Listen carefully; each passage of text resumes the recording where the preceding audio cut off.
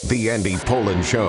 We got to go after this with everything we got, figuring they're going to come with everything they got. I'll start off by saying I'm bored, I'm broke, and I'm back. The Andy Pollin Show on ESPN 630 starts right now. From the organization that gave the NFL its only kicker to win the MVP when Mark Mosley won it 42 years ago by setting a record which now seems quaint, 23 consecutive field goals, the Washington Commanders won a game with their fifth kicker of the season, coming off the street a week ago and going 7 for 7 on field goals as they win a game 21-18.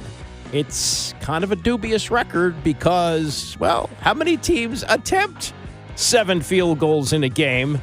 But they did, and fortunately for the Commanders yesterday, Austin Seibert hit all 7 of them, and they are now in the win column, heading to Cincinnati. It's on to Cincinnati a week from tonight, where they are, by the way, 7.5-point underdogs. No surprise. Number of factors there. Cincinnati probably very angry. They had a chance to beat Kansas City on the road yesterday and came up short with I thought it was the right call, pass interference. Some say you don't make that call, whatever it was. Kansas City wound up winning the game on a Harrison Butker field goal.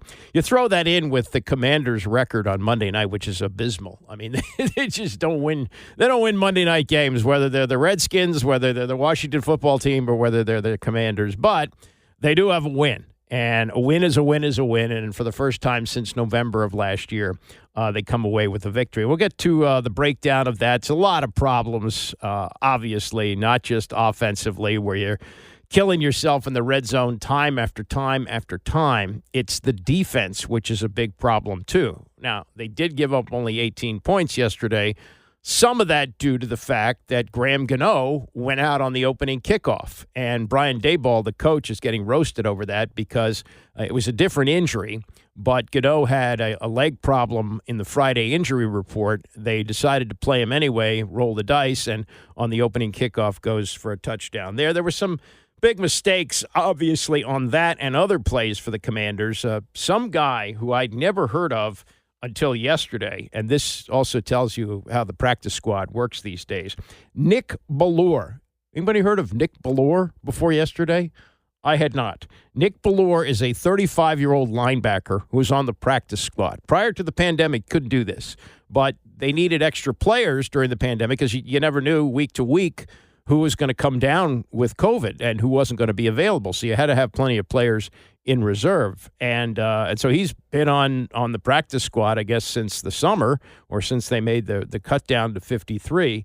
They brought him up for this game, and he cost them a touchdown on the opening kickoff because Austin Eckler scored, and Bellore made a hole. He wasn't even, 15, 20 yards away from the play. It was non-factor. The hold was a non-factor in the touchdown, but that proved to be the play of the game, even though it was called back because Giants were without a kicker. They were forced to go for 2 a couple of times, didn't get it, and also the punter who had to fill in, Jamie Gillian, he missed an extra point, and that had a big factor in the game. But, they're tough to get in the NFL, and it's been tough for this franchise to get any of them because that's now their 5th win over the course of the last 2 seasons, which is now 19 games. So let's not look a gift horse in the mouth here. And I'm going to get to a lot of the breakdown here, but I did want to point out a couple of things that I noticed pregame. One, I almost never see this. On the kickoff, the stands were filled, and I didn't see a lot of blue. I believe there were Giant fans there, but this is part of the transition that's going on. And I don't know whether you read a very good and well-reported story yesterday in the Post from Mark Maskey and Nikki Jabala about Josh Harris and his group taking over an even bigger mess than they thought. And it starts out, and it's I guess it's kind of funny, but Adam Peters, when he got hired as a general manager in January of this year, I guess it had been snowing. We didn't have much snow this year, but I guess that was about the time we had our one half-decent snow. And he looked out the window of his office, and he saw something, and he said, he said, "Holy S, what's that thing?" That thing was the artificial turf field which was installed like 40 years ago. It resembled the vet back in the day, and they used to practice on it when they were playing a team with artificial turf. But over the years, it was just an eyesore out there. We used to do our radio shows with a setup on there, and you could walk all over it. It had no use for decades, and Peter said he had seen it before, but he thought that was old pictures of the park. No. That had been there as just, Dan Snyder refusing to pay the money to take it out. So that's among the things that they did. But here was a key paragraph for me, and I don't know how you felt it, whether you were at the game, you maybe have a different view than I did. But seeing it on TV, I felt for the first time in years that this was a true home crowd playing a team where it's easy for the fan base to get here. It's a short trip from New York. It's a division opponent. You're going to play every year. And in this piece that was reported in the Post yesterday, they write the legal entanglement with ticket brokers who purchased a chunk of season tickets and flipped them to opposing fans has consumed much of Josh Harris's first year and remains an ongoing project. Quote, "We're unraveling all that," Harris said. "You really don't want huge swaths of your tickets being taken. There were some contractual issues, so we're dealing with all of that." So there may be some progress there. The fact that I don't know whether they were able to get these tickets out of the hands of the brokers, or maybe it was because the Giants were so crappy that they sold these tickets to Washington fans. But I really got a sense, and, sometimes you're watching on TV and you hear a roar from the crowd, especially when it's like the Cowboys or the Eagles and they make a big play, and you got to stop for a second and say, wait a minute, is this in Dallas or this is Philly? Oh, it's here. It's here in Landover. So I thought that was cool yesterday. I really liked that. The rest of the story deals with things like the hot water going out last year in the game against the Giants in Week 11 where the players had to take cold showers. The dryers in the equipment room broke. Here's one. One of the quotes in here, "I remember Ron Rivera came to me and said," and this is literally a true story, "we don't have a clock on the field." This is Harris talking. "So Sam Howell doesn't know how many seconds the practice is getting in and out of the huddle. What are you asking?" He said, "I mean, high schools have that thing. So they now have play clocks on the field." Just so many things about what was going on there was just a disaster. And by the way, you remember the Don Van Natta piece, which came out shortly before Snyder finally announced that he was going to sell the team. That was just a devastating piece that he did 2 years ago. Just great reporting. And one of the nuggets in there was that one of the wives had gone to Tanya Snyder, and the wives of the players all sat in the same section. And they said, "Look, in the restroom that's near our section, could you install a changing table? Because a lot of us are bringing our children to the game, our babies."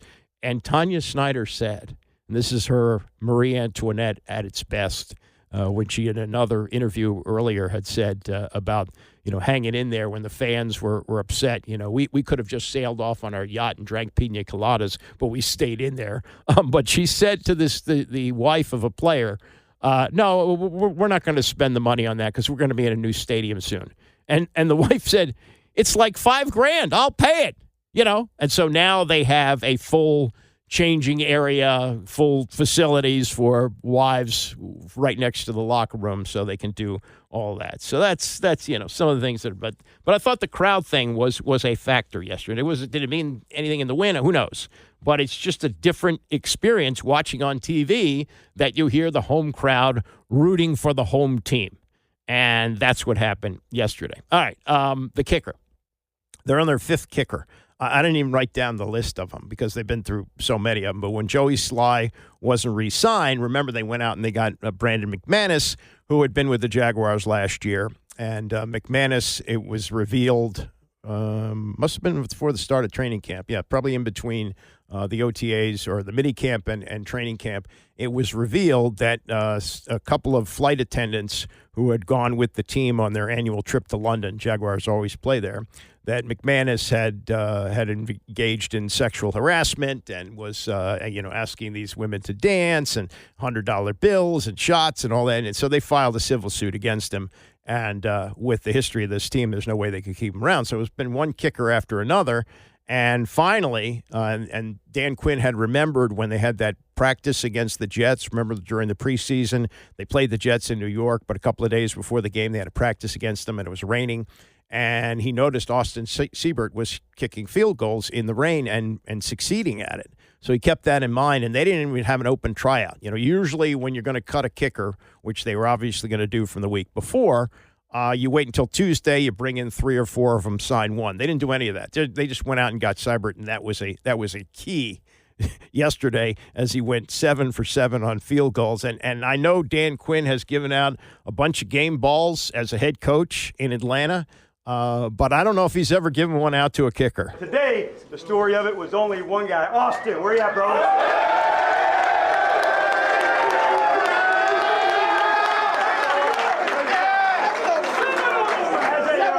As a true competitor, 6 field goals is the team record. So you want, wait for it. So you want a little distance between that record. So 7 field goals today, man. Welcome.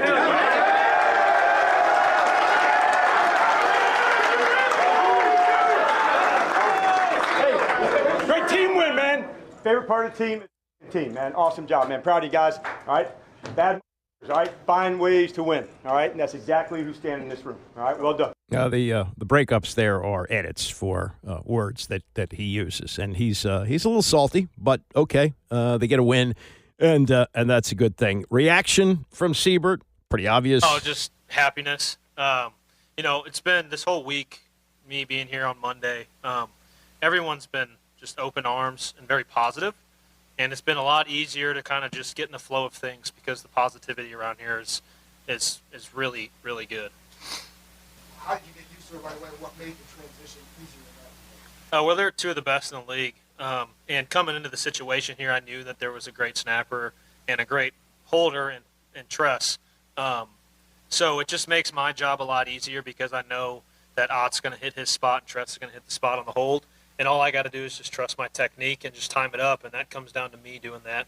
And I thought we executed that fairly well in practice on Wednesday, Thursday, and today. Yeah, 2 days of practice with that. They spend – usually when you bring a kicker in the offseason, sometimes you have a competition. But in many cases, if you have a veteran guy, you spend all of training camp as a trio with the snapper, the holder, and the kicker. That's what they do while everybody else is going through their drills. It used to be, and things have changed, it used to be the quarterback was the holder. In fact, in one of the most famous plays that the team had in the Dan Snyder era, this was 1999, when they went to Tampa and were attempting a field goal to win the game, and there was a bad snap. Remember that? It was Dan Turk. Dan Turk in his last play in the NFL rolled the snap back to the holder, who was Brad Johnson, the quarterback. And for years here, Joe Theismann did it. Sonny Jurgensen did it before that. But now it's a full operation, and the punter is usually the holder, and then you have a snapper, and then you have a kicker, and they work all together. Well, the fact that they did all this with only 2 days of work is pretty impressive. Now, they weren't any, he wasn't attempting 60-yarders, but he did what he had to do. Also, being kicker number 5, the distinction of that. Pretty much everyone knew that there was some kickers here before me, and I can't think about it that way. That's their story. That's what they're doing. This is my story. And, yeah, sure, you think about that, but at the end of the day, I'm writing my own story. And, I think that's kind of the mindset you have to have. And like I said, playing for others first, I feel like leads to better outcomes for myself, if that makes sense. What stands out to you about the way you noticed that Dan does things? The positivity. It is, I can't really explain it. Like, everyone is just wants everyone to do well. We want to win here, and it's just a really good environment to be in. I can't really explain it other than that. Like, it's just a great work environment. Think of the best work environment you can have. That's just the energy around the building. Great work environment. When have you last heard that about Ashburn? You may have to go back to Joe Gibbs 1. I mean, man, it has been a long time where anyone has referred to that as a great work environment, and going as far to say as the best work environment you can have. Whoa. He's talking about Ashburn here.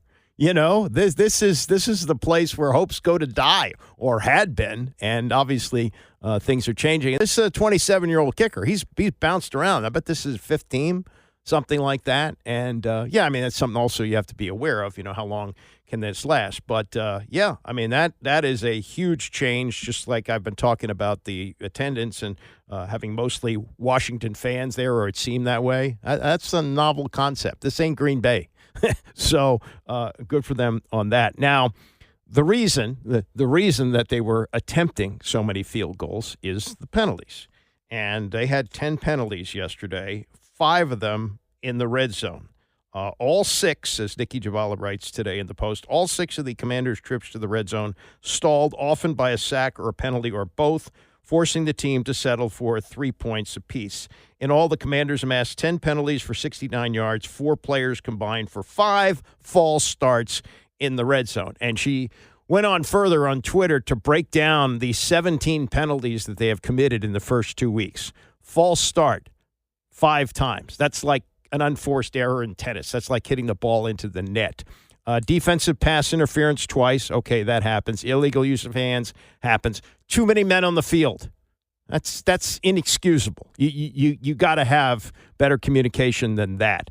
Kickoff out of bounds. Well, that kicker is now gone. Illegal formation. Again, unforced error. Offensive holding during a kickoff return, as happened yesterday. That cost them 7 points. It did cost the Giants a kicker, but that might have happened anyway. And then unsportsmanlike conduct. By the way, Ballore had that too on the ensuing kickoff after that field goal, the field goal in the initial drive, and that set the Giants up at midfield. That was a 15-yard penalty, and they scored a touchdown off of that. Unsportsmanlike conduct. You can't have that, especially on a kickoff. Ridiculous. Illegal downfield pass, again, that's where you have a lineman going downfield, inexcusable, and then a defensive offside, which is going to happen. So a lot of this, very much self-inflicted, I would say, and it's coaching. I mean, the coaches are saying it's on me. Okay, but this is 2 weeks now. Plus, you had that a whole off season. You had extra workouts because of the coaching change. So they got to get some things together. I'll tell you what's back, though, and incredibly was so underutilized last year, a running game. Yeah, they have a running back. In fact, they have 2 running backs that they're actually using this year. And this is part of the reason that Eric Bieniemy is now coaching at UCLA, and from what I understand, not doing too well. Eric Bieniemy came in, a former running back in the NFL. True, he had stood by Andy Reid's side, but he was watching a quarterback named Patrick Mahomes, not Sam Howell, who had thrown exactly 19 NFL passes going into last year, and Bieniemy made him the most frequent thrower of the football in all of the NFL last year. A disaster. And as you watch Brian Robinson, particularly yesterday, and the Giants' defense is not bad. Their defensive front is pretty good. You go, what were they doing last year? What were they thinking? I looked up his numbers from last year. Robinson played 15 games. I guess he was out a couple of games for injury. Had 178 carries for 733 yards. So he had less than a dozen carries a game. Are you kidding? With essentially a rookie quarterback? Antonio Gibson was the other back. He had 16 games, 65 attempts for 265 yards. So between the two of them, they had like less than 250 carries for the year, 230, something like that. And that's not a good formula. Well, you got a rookie quarterback here, a rookie quarterback who runs the ball, but you also have to have a solid running game. And it looks like they have that, and they've hit on the right combination here.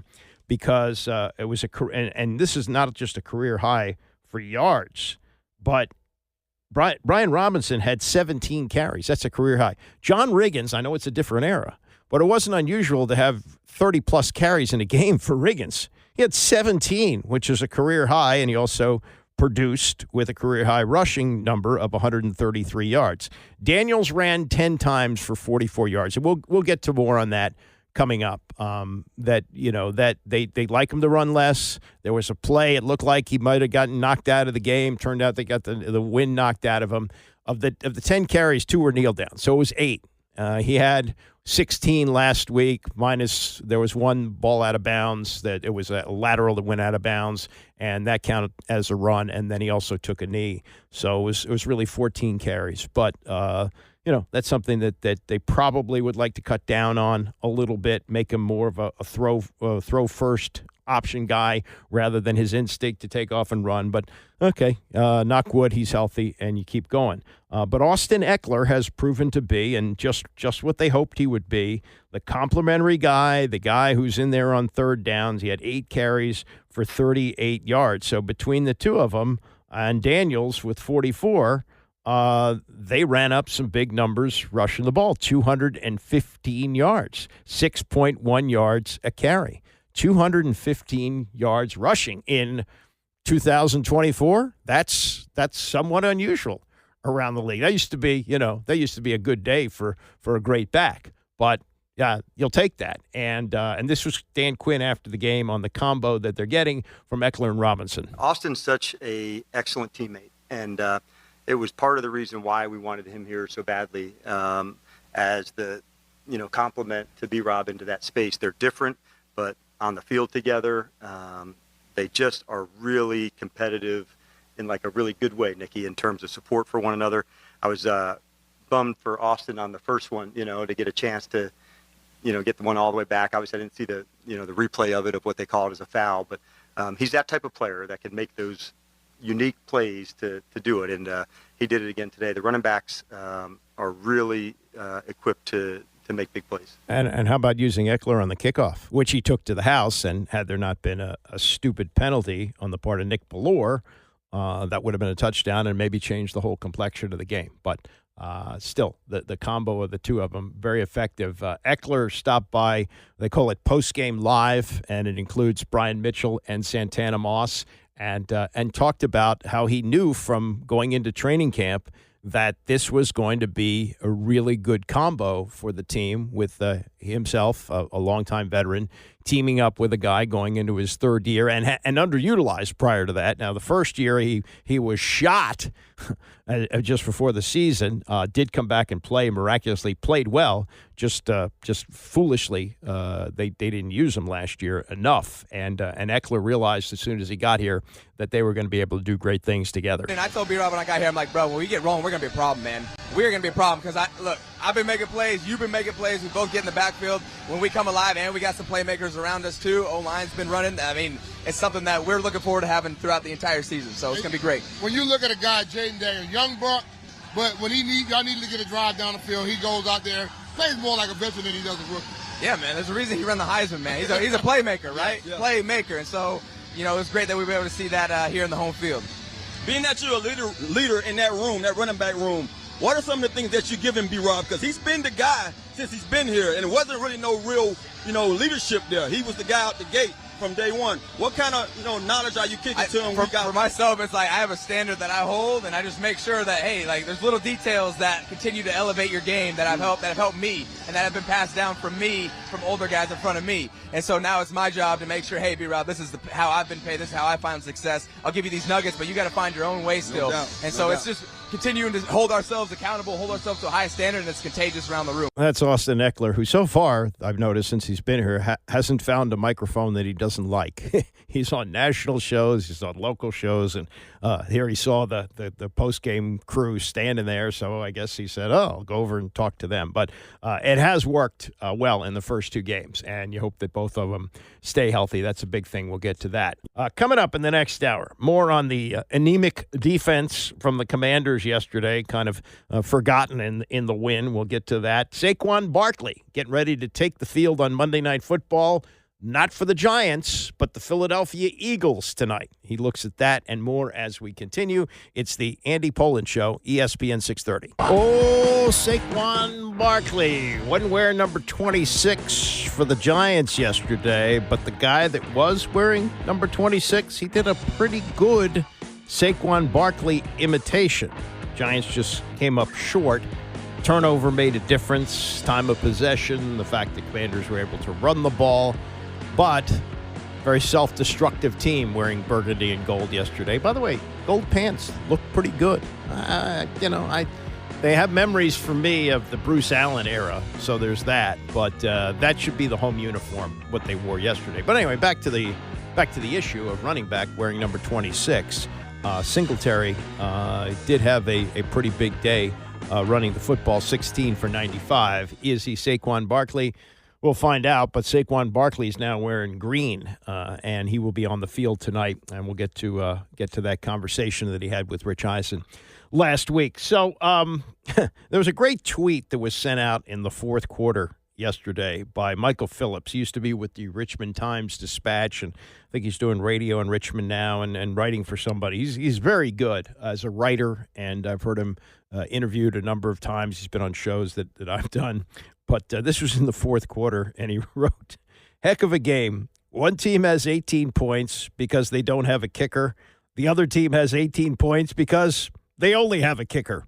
Neither team has been particularly good at football today, and that's a pretty good assessment of what was going on at that point. Finally, they got the Austin Siebert seventh field goal to set a team record, and they get away with a 21-18 win. But this is the kind of game where if you looked at the post-game numbers and you didn't know what the final score was, you'd say Washington won this game by 2 or 3 touchdowns. I mean, look at some of these numbers. Time of possession, Washington, 37.5. New York, 22.5. Passing yardage, they had, a total of 425 for the game, 425 total yards, 304 for the Giants. But net yards passing, 175 for New York, 210 for Washington. But the running game, my God, Washington ran for 215, New York 129, 6.1 yards a carry, though the Giants did get 5.9. And Washington did not punt the ball, not a single punt in this game. So, what do you make of stats like that? You'd say they should win the game. They just were so self-destructive, particularly in the red zone, where they had penalty after penalty after penalty. They were forced to settle for 3 points in all their trips, and they had 10 penalties for 69 yards, 4 players combined for 5 false starts in the red zone. So that was the big difference. Lost in all that, the ineptitude on offense, at least in the red zone, they did get the field goals to win the game, was the defense. Defense isn't good right now. And there's an old saying, don't hire your friends. And I don't know if ultimately this will prove to be a big mistake. We'll see what the defense does. But so far under Joe Witt, they have been incredibly underwhelming, in their first 2 games. And tackling, which they said was going to be such an emphasis. And, they talk a good game, both Dan Quinn and Joe Witt, but the results are not there. And unfortunately, we didn't get to hear from Joe Witt yesterday. The coordinators only speak once a week. That's on Thursday.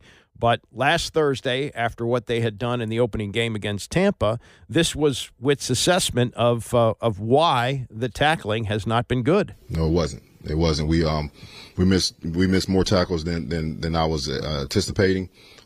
We were a step short. And that's one thing that we're talking about. Take the extra step. There was a play on the sideline. We had 2 of our real good players miss a tackle, and it shouldn't happen. I mean, we got to take an extra step. And when I say it shouldn't happen, that means we have to do a better job.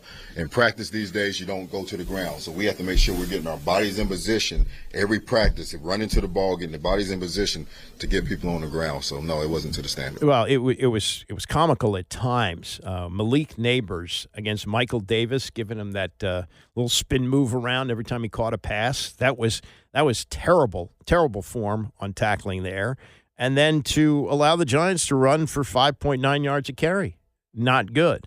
Also, the communication, and it's true they were changing people in and out, but this is supposed to be good by now. That okay, maybe excuse week 1. It was still there yesterday. This was Witt last Thursday. I don't expect to have the communication mistakes that we had. We hadn't made them. I don't expect them. The standard is the standard. It's game 1, game 17. We talked about putting them in stressful situations, which we have.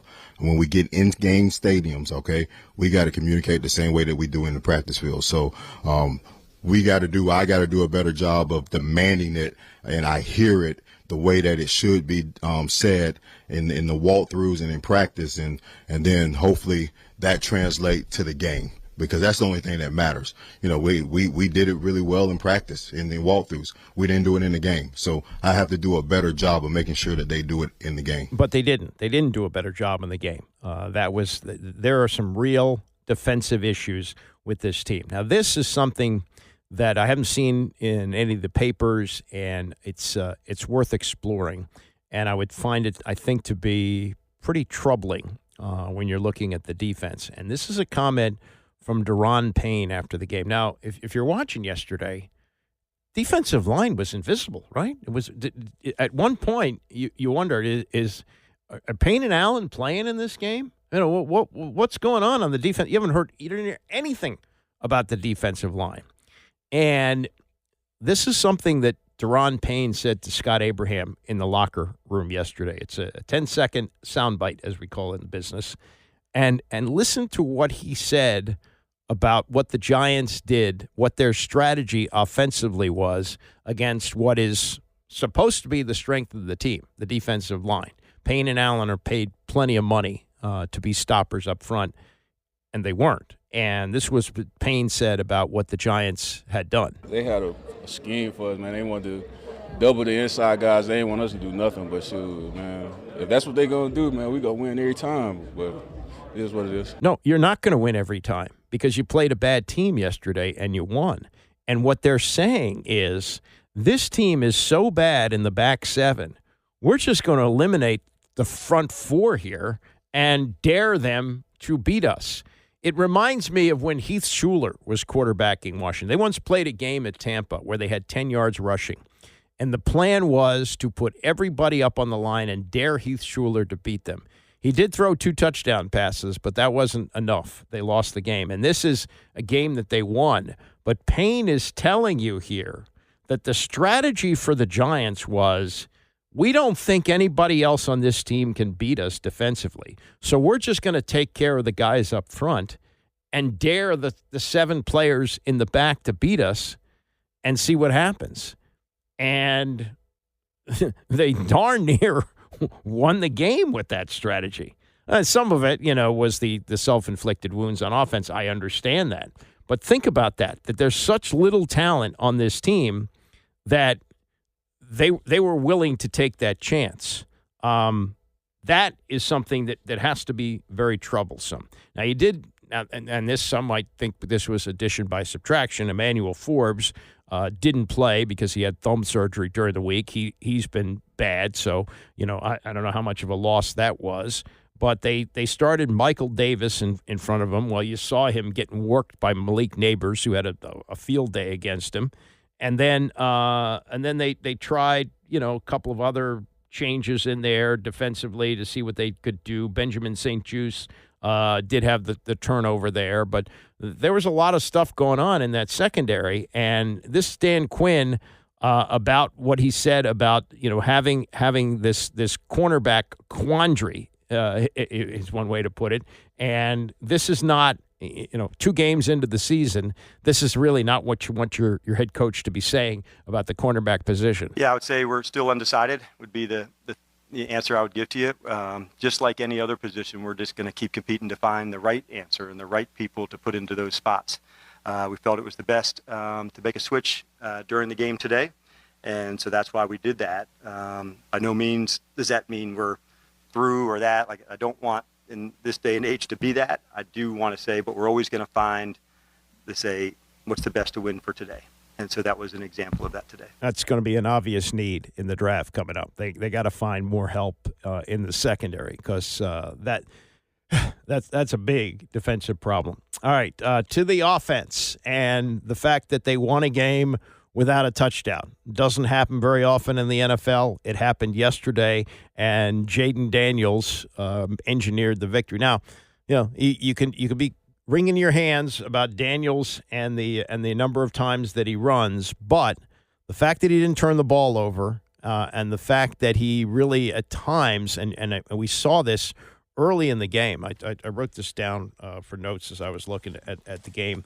They faced a situation where it was a passing down, and it looked like he was going to be sacked for an enormous loss, and how he got out of it, I don't know. He broke some tackles, and then on third down, he got them awfully close. Looked like he had the first down with a run. He has the ability in situations where he seems trapped to be able to escape and run the ball. Is that a long-term formula for success? No, because I think he's going to get hurt. But he manages to do things in a way that is not panicky. He's been doing this for a while. He's played 5 years in college. It's kind of like the guy where you play in your backyard and he's faster than everybody, and you think you have him wrapped up, and then he makes a move and he gets out of it and he can run. And he's that guy. So he was able to keep them in the game, running the football when they needed him to do that. He did have 10 carries, but again, 2 of them were kneel down, so it's 8 carries and 44 yards to make things happen. And then, what is the most important thing? It's to win the game. Extremely frustrating. Obviously, we moved the ball efficiently down the field, and not to say anything, but go out there and leave points on the field, man. We work so hard to get down there. We want touchdowns. Yeah, I mean, that's the big thing. That's the big difference in what could have been a lopsided game, was that they had those opportunities to score touchdowns and had to settle for field goals.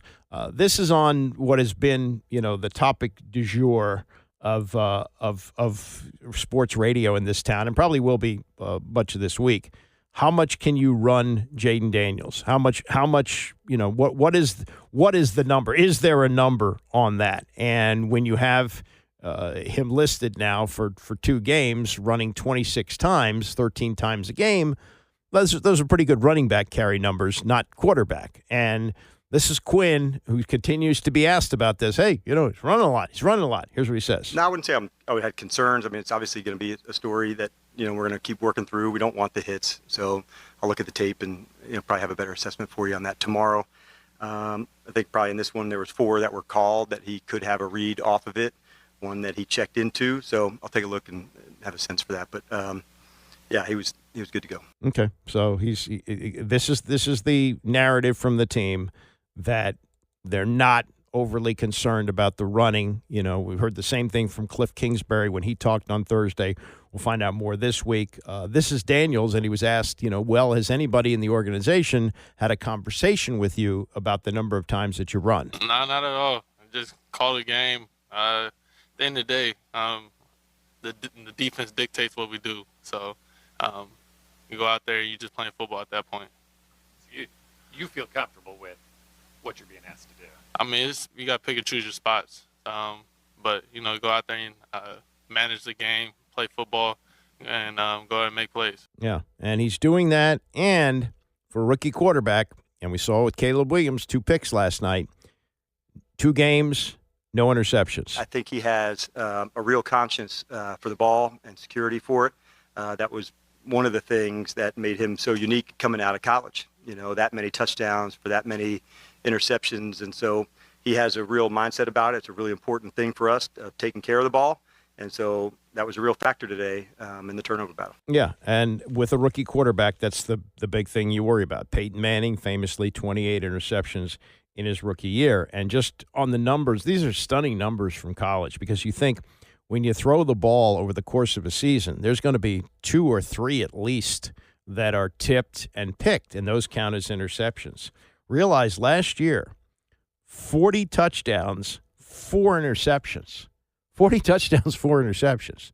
Now, the Robert Griffin III rookie year, the year that we still look back on and kind of is the benchmark for what Jayden Daniels could be, he had 20 touchdowns and 5 interceptions. That's unheard of. And as far as the record goes, and I think you got to look at it a little bit differently, because that was a better defensive team. That was the year 3 under Mike Shanahan, and he had cleared out the terrible the Vinny draft choices and all the mess there, and he'd rebuilt the defense, and they were better. They probably have more talent than this team, but they did start 3-6. Remember, they were 3-6, and they went into a bye week, and Shanahan was talking about next year. And to RG3's credit, he said, no, we're going to rest up during the bye week, and I'm going to come back as a better quarterback. We're going to try to make the playoffs. They won 7 straight games, and they were in the playoffs. I don't think this team is going to do that. And you look at the schedule now for what they're going to be facing the next, 4 weeks. This is going to be tough. They're at Cincinnati on Monday night. They're 7.5-point underdogs. Then short turnaround. This is not really good scheduling. I mean, they go on the road for Monday night, and then they have to turn around and then go back out on the road and travel west to Arizona. Week 4, they're at Arizona, and if you saw Marvin Harrison yesterday, he's going to be a big problem for this secondary. Oh, boy. I don't want to say Randy Moss, but he was getting pretty close to looking like Randy Moss yesterday. So that's going to be an issue. Then they have Cleveland. Cleveland is a better team than they showed in Week 1 against Dallas. That's going to be here. Then they go to Baltimore. Now, Baltimore's a mess now. Once again, they had a 10-point lead in the fourth quarter yesterday, and they wound up losing to Gardner Minshew and the Raiders. It's the 4th time in the last 5 years that they have blown a double-digit lead in the fourth quarter. That was something, and that's got to be concerning for them. So I don't know what kind of Baltimore team they're going to play Week 6, but that's at Baltimore, and then they get a breather when they play Carolina. And Carolina looks like a team that could go 0-17. They're brutally bad, miserably bad. So, it's possible that they go into that game at they're 1-1 now, and then they got 4 games, so they could be 1-5 playing Carolina, and then the Rookie Bowl, which will be Week 8 when they play the Bears, and you hope that both quarterbacks are still healthy by then, and keeping your fingers crossed on Jayden Daniels. But the fact that he's not turning the ball over is a pretty big deal. Saquon Barkley has gone from blue to green. He'll be on the field for the Eagles tonight, and we'll get his preview, not just of the game, but the outlook of moving in the NFC East from one rival to another as he talked to Rich Eisen. It's the Andy Pollin Show, ESPN 630. The Andy Pollin Show on ESPN 630, the sports capital. Bram Weinstein coming up at 11 o'clock. He called yesterday's win from, and it's Northwest Field, by the way. You got to get used to saying Northwest Field, not FedEx Field or Northwest Stadium. I think it's Northwest Stadium, right? Northwest Stadium, which makes more sense. Not a field as, the old George Carlin routine. Baseball, they play in a field. Football, they play in a stadium. And not to get too far afield here, but they held a news conference before the game with Josh Harris and the CEO for Northwest. His name is Jeff Bentley. And Bentley said something that is really telling. Not that this would surprise anybody, but he said that they had talks with, as he put it, previous ownership and didn't think it was the right culture fit. In other words, we didn't want Northwest Federal to have any association with that guy. And this turned out to be a pretty good thing for the Commanders when FedEx Field said, well, we're going to use the clause in the contract that if the team changes ownership, we can drop our sponsorship, which they did. And in a matter of a few weeks, they had this Northwest Federal to be the sponsor. And, all hugs and kisses at the news conference, everybody feeling pretty good about that. So that happened before the game. But, get used to saying Northwest Stadium, not FedEx Field. Those days are over. And get used to seeing Saquon Barkley in green, not blue. I didn't watch all of the Giants Hard Knocks offseason series, but I watched enough to see Joe Shane, who is the general manager of the Giants, who their feeling was, we want you back. We love you. Like you to finish your career as a Giant. Say to Saquon Barkley, why don't you just, shop around and see what kind of offers you get, and, maybe we'll match that. Well, that's a sayonara. And you also had the owner of the team, John Mara, saying, God, I had a nightmare that he winds up with the Eagles. Well, that's where he is. He's with the Philadelphia Eagles, and he will be on national TV tonight on display as the Eagles are home against the Atlanta Falcons, and Saquon Barkley previewing that on Friday with Rich Eisen, and he was asked, how is your fit now after all these years with the Giants in Philadelphia? I think one, when you look on the field, is A.J. Brown, Dallas Goedert, Devontae Smith, Jalen Hurts, Jahan Dotson, the list goes on and on. Right then and there. There's so many guys you got to worry about and prepare for. So that just helps. But also Kellen and all the guys on the offense staff do a really good job, not only with myself, but putting us in a position to be successful, win our one-on-one matchups. And that's what the NFL is all about, winning your one-on-ones and making the plays when the plays come to you. And I was able to do that on Friday in Brazil, and hopefully I can continue to do that the rest of the season. Well, not to give away anything from the playbook, but like what if you don't mind sharing, have you told Kellen Moore or Coach Sirianni that you're comfortable doing this and it's in the playbook, if not before? I mean, for my mindset, what I told them from the second that I got here, and I've said it in the media and I said to the team, I feel like that I can do pretty much anything on the football field. I can run any scheme. I feel like I can catch the ball. I struggled in pass pro in the beginning of my career. I feel like my pass pro has improved. So whatever they need me to do, I feel like I'm able to do. And that's kind of the mindset that I have. And they gave me opportunities in camps to show that. So, and also in the offseason, training with Jaylen and training with the guys and OTAs, just building those reps with each other and building the confidence. So when you go out there on Sundays or Fridays or Mondays or Thursdays, it just all comes natural. So we haven't spoken since your departure from the New York metropolitan area. Are you surprised the Giants let you walk Saquon Barkley? I feel like, during the time leading up to the negotiations before I hit free agency, I didn't really hear from them, leading up to that time. So I kind of had the idea of what was going to happen. So obviously everyone got to see Hard Knocks. I wasn't really surprised by that. But I look at it as a blessing. I'm in a new chapter. I'm thankful, for all those guys over there in New York for the 6 years that I had there. Learned a lot. Feel like I won't be the player I am today or the man I am today without my time there. And now I'm in a new chapter and I'm super excited about it and blessed with this opportunity and focused on taking advantage of the opportunity I have here and off to a great start. And got to be consistent. That's my whole mindset for this whole season is how consistent can I be? And that starts, getting ready for week 2. No, not to equate myself with you at all. We don't have the same quads, just as a for instance. But, I spent 7 years at ESPN before going to NFL Network. And ESPN was my identity professionally, right? Like they gave me my start. They drafted me, if you will, right? Mm-hmm. But they let me walk. They let me walk to another spot. And, it's a chip. It's still a chip on this. I'm 22 years now at NFL Network. It's still a chip for me, but I was still stunned, and it definitely surprised me.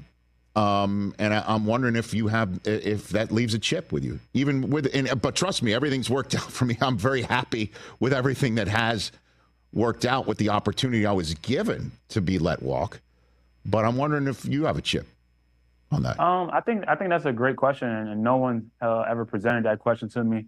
And I would agree. It does leave a chip on your shoulder, but I always have a chip on my shoulder, no matter what. I feel like that God's blessed me with a tremendous talent, and I want to go out there and try to be one of the best running backs to ever play the game. I studied all the greats, and the saying, study the greats to become greater. So did it leave a little chip on my shoulder? Did it hurt a little bit? Yeah, of course, but I am thankful for the opportunity. And sometimes, sometimes they say the grass ain't always greener, but looking at them right here, my family's happy, I'm happy. I'm smiling more. It's just everything about me is trending upward. So I'm just super blessed for the opportunity, but chip is on my shoulder, not just because of the Giants let me walk, just because there's something that I want to do. I'm on a mission and I want to accomplish it. That starts, like I say, continue to go back to being consistent and getting ready for week 2. Yeah, and last one on this subject matter with you. When you mentioned Hard Knocks, were you aware John Mara, co-owner of the Giants, was concerned about you walking to Philadelphia? Were you aware of that? Not really. But I'm thankful for Mr. Mara and also Mr. Tisch, both of their families, for giving me the opportunity and drafting me there. And you get to see it firsthand, how much they really did appreciate me. They always showed it to me when I was there, but even on TV, you get to see that. So that definitely, left a special place in my heart, and I've always had a special place in my heart for their families. Like you said, I know ESPN gave me the opportunity, and that's how I look at it. They're the one that gave me the opportunity to get drafted, and things didn't play out the way I would like it to play out there. But even though I moving on. It's not like my career was over, and my mindset is just beginning. I get a new chance, I get a new opportunity, and feel like I'm off to a good start. Yeah, that's for sure.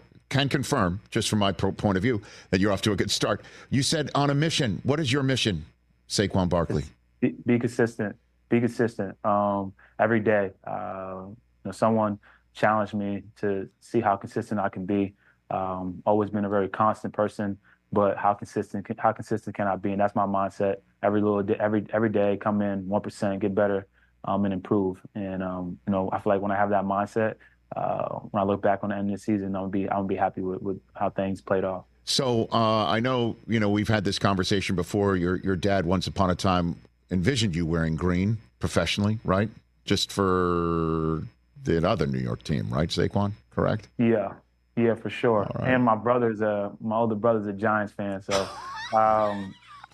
my dad, he when we played the Giants, play the Jets, he wouldn't wear my uniform, and my brother won't wear the Eagles. We won't put on the Eagles uniform, but I know that they're rooting for me every week, and they're super excited to see me living out my dream. Okay, and so did you break the news to your brother? Personally? Yeah, he knew. Okay. He knew. So my dad's a Jets fan. My older brother's an Eagles fan, Giants fan. My little brother Ali, he's an Eagles fan, so he's probably a little more excited. Last one for you. I know you've got to run. What do you think it's going to feel like Monday Night Football? You're in the tunnel. You're at home for the first time. Your first game as an Eagle was in the Southern Hemisphere. This is the real deal. You're on Monday Night Football. You're a Philadelphia Eagle coming off a 3-touchdown game. Whole country's watching, and you're in your new home stadium. What's going to go through your mind, do you think, Saquon Barkley? Going back to being consistent and just living in the moment. I know the energy is going to be high. We play for a passionate fan base, and I'm super excited. I got a little glimpse of it in an open practice when we had like 50,000 fans come through. So I've been on the other side of it too, seeing how crazy they can get. So I'm excited to be on this side, and the mindset to go out there and perform well and get a win. And that at the end of the day, that's what they want us to do. And the culture of this city is all about being tough and going out there and playing at a high level. And we're working our tails off right now, so we can go out there and do that on Monday. That is Saquon Barkley, who will be in an unfamiliar green tonight as you're watching Monday Night Football, the Eagles taking on the Atlanta Falcons at home. You're probably going to see more of Barkley than you saw in the opening game if you watched that on Peacock a week ago Friday, where they played the Green Bay Packers on that terrible field, because A.J. Brown is not going to play tonight. He had 5 catches for 119 yards and a touchdown in that Week 1 game. But what do you know? From that field, he's bothered by a hamstring injury and is not going to play tonight. Another thing to watch for is Kirk Cousins, who had a really bad opening week when they lost to Pittsburgh at home. And, Cousins has been around. He's, 35, 36 years old. He's been playing in the league since 2012. And, while Tom Brady has changed the perception of the older quarterback, not everybody's Tom Brady. And he's coming off an Achilles injury, which is, an injury that more and more players come back from, but at an older age.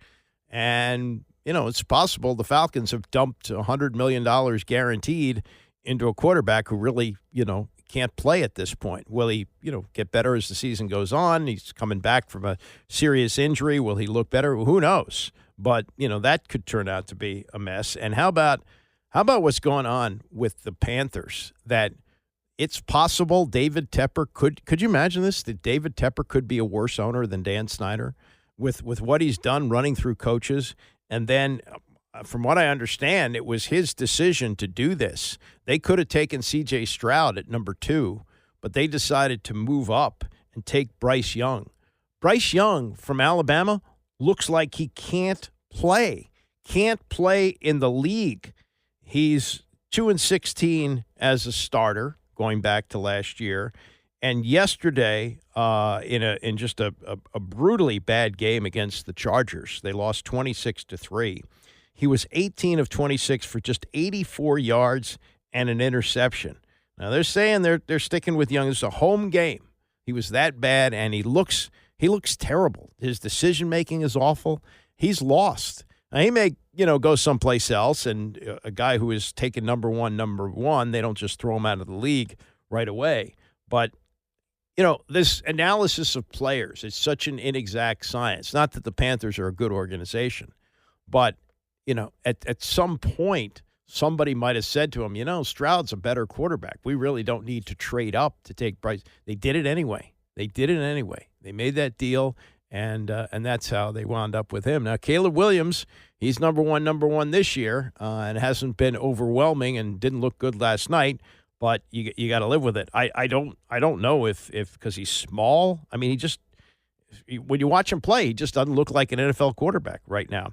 Another concern back to the Commanders and the passing game. And Terry McLaurin, over the course of the season, like Mike Rizzo says about baseball players, your numbers are usually what's on the back of your baseball card. But he's off to another slow start, and he's had in 2 games 8 catches for a total of 39 yards. He had the most receptions yesterday, but he had less than 4 yards a catch. 6 catches for 22 yards.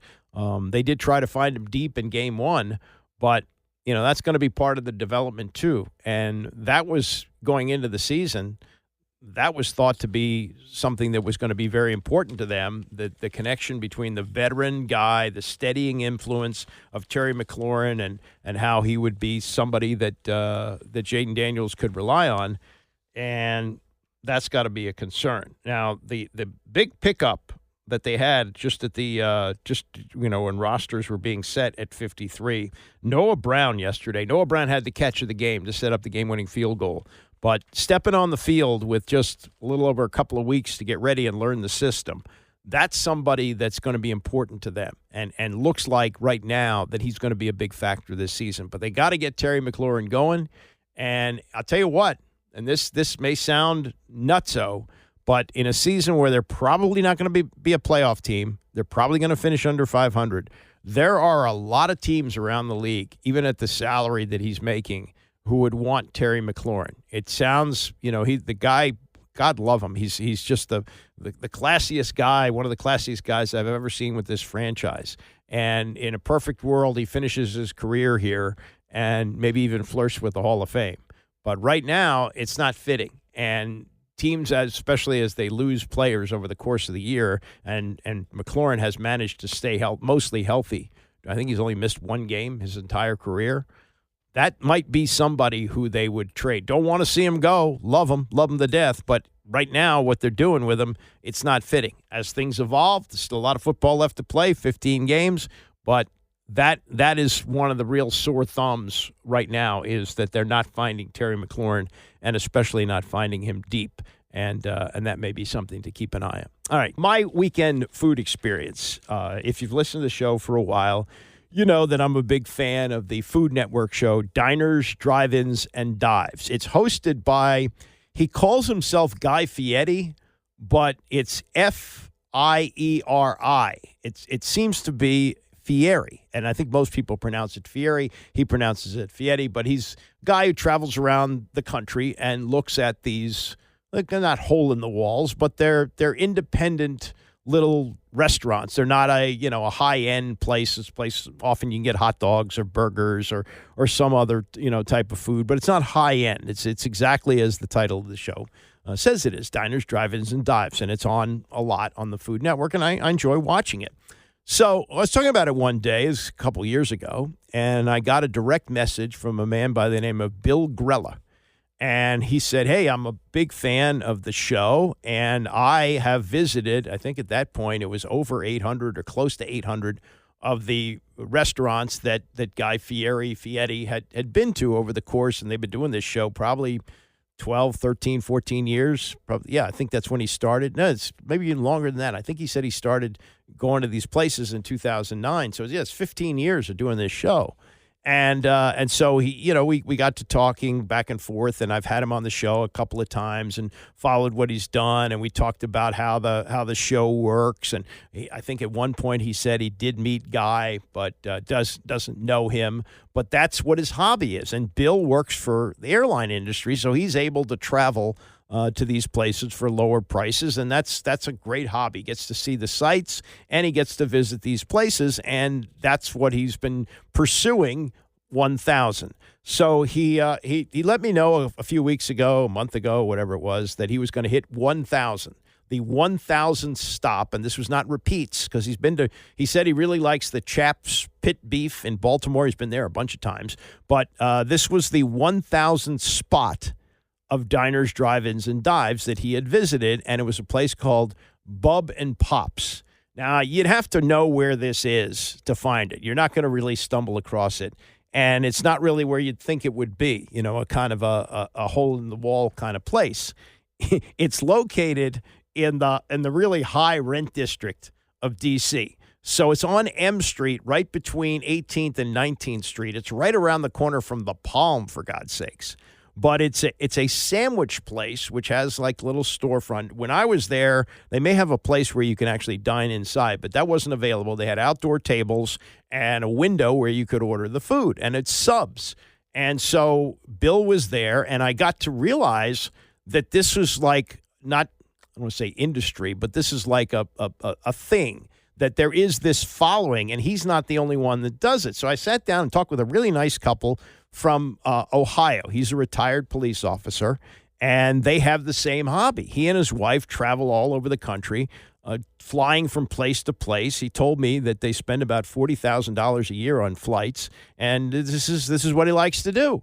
And they go from place. He said sometimes where he's in a place for just a couple of days, and he's may even hit 2 states. He's hitting sometimes 8 to 10 places a day, and I know what you're thinking. No, these people are in good shape. And he said what they do is they share the food. They don't eat everything. Much like Guy Fieri, when he goes into a place, he doesn't eat the whole sandwich. He takes a couple of bites, tells you how it's good, or they're always good. There's never a place that he goes to and goes, ugh, this stuff is garbage. No, it's a show that promotes these places. But this couple from Ohio, they've been to like 800 or close to it. I think maybe 7 something. I mean, it's really remarkable. And Bill had a really good crowd. There's some of them are high school friends. And I would say to you about Bub and Pops, this is an unsolicited plug. They didn't give me free food. I paid for it. But if you've ever been to Philadelphia, like Reading Market or, some of the places, the famous cheesesteak places, I think that this would rival it. I had another type of sandwich called the Hebrew Hammer, which I thought fit me. It had pastrami, and it had corned beef, and it had coleslaw on top. And the rolls are terrific. It's just like the rolls you would get at a high, really quality cheesesteak place in Philadelphia. So it worked for me. It's a place that Guy Fieri had reviewed, and Bill was there, and he had these little pins, gold pins that had 1,000 on it. I was hoping he would get some TV coverage. I mentioned it to several of my TV friends, but a lot of it is whether they have cameras available at that time. This was late on Saturday morning into about noon, and I really enjoyed hanging with these people. And it was really nice to meet Bill in person. We'd been on the show a couple of times, and I really felt like this was a great way to have a weekend which had beautiful weather. Great weather to enjoy this outdoor dining experience. And it was, kind of Americana. I really wish that the TV was there to document it. If you look at my Twitter feed, you can see I put up a picture of the two of us, and then I put out also, there was a group shot of all the people that showed up to celebrate 1,000. I also put out a Facebook mention of it. But, when you think of things that you can do for a hobby, this probably isn't something that immediately would come to mind. It's not like playing golf or riding a bike like I like to do. But if you find something, it becomes communal. And that's what this is. There is an actual community of people who do what Bill does. Now, I don't think anybody's hit 1,000 yet. He's I'm sure is the first guy to 1,000. But the dedication that it took to do this, and Bill could probably lose a couple of pounds, but he's certainly not obese. And so, they managed to manage this thing and have a good time doing it and meet other people. It was nice. I really enjoyed that. So congratulations to Bill Grella for making it 1,000 stops of diners, drive-ins, and dives. And congratulations to all the people who pursue the same goal and enjoy what they're doing and enjoyed being with us on Saturday downtown at Bub and Pops for all that. All right, that does it for me. Bram is coming up next, and I will see you back here tomorrow morning at